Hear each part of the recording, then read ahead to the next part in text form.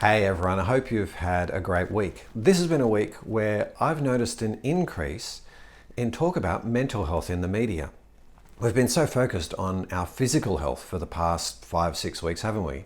With the rise of the virus and flattening the curve and so on. But now I've noticed that there's discussion around mental health, mainly because of things like the ongoing financial impact on people and the damage of loneliness and those sorts of things. And I've been thinking this week that Christians are uniquely placed both to cope with this, but also to help with it. Now, that's not to say that Christians never suffer from mental illness. Loads of us do. Nobody's immune from mental illness and those kinds of concerns.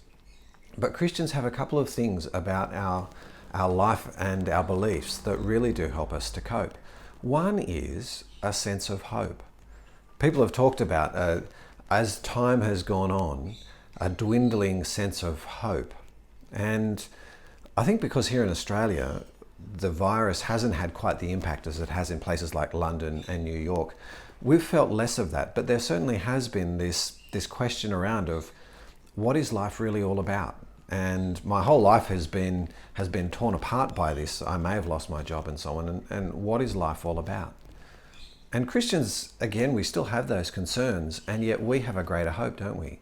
We know that what our lives are really all about is being ultimately in heaven with Jesus. And we know that God is in control in this world, and we know that God loves us. And so for Christians, this sense of angst and anxiety really is countered by and dominated by a sense of hope. And so I think we're uniquely placed to be able to cope with questions around mental health and despair. The other thing, though, I think that helps us to cope is our sense of community.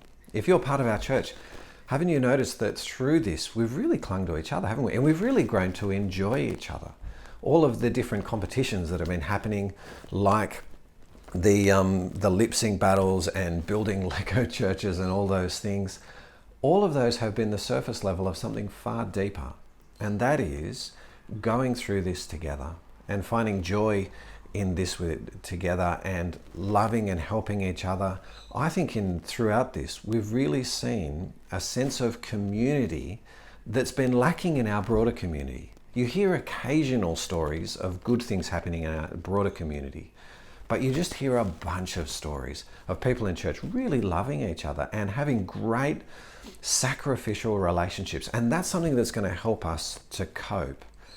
But that's also one of the things that we actually have to offer in this world.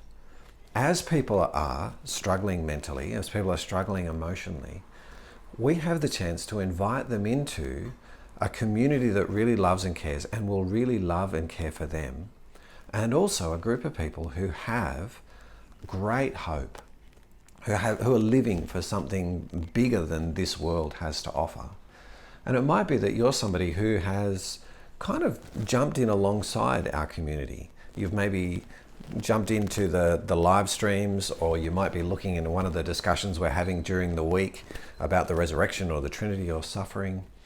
We'd love to say, come and join our community. And it might be that at the moment you're not even necessarily that interested in Jesus or Christianity, but you're finding something interesting to break the boredom, or you've noticed a group of people who seem to be coping well and loving each other. We'd love to invite you into this. And if you're part of our community, we want you to open your arms to people as they join in. That's one of the great things I've seen about our Sundays. Someone might comment in the YouTube comments down the side and say they're joining from somewhere, and a whole bunch of people will say, hey, great, welcome. And we would love you to find your way into the community group discussions afterwards, the Zoom rooms and all of those kinds of things. Because we think Christians have two things that help us uniquely cope with this environment. One, a sense of hope that goes well beyond this world and well beyond any cure for COVID. And two, a sense of community where Jesus people who are loved by Jesus and who really do want to love each other. And we'd love for you to become part of that community and to be loved by us and also to grow to love us as well.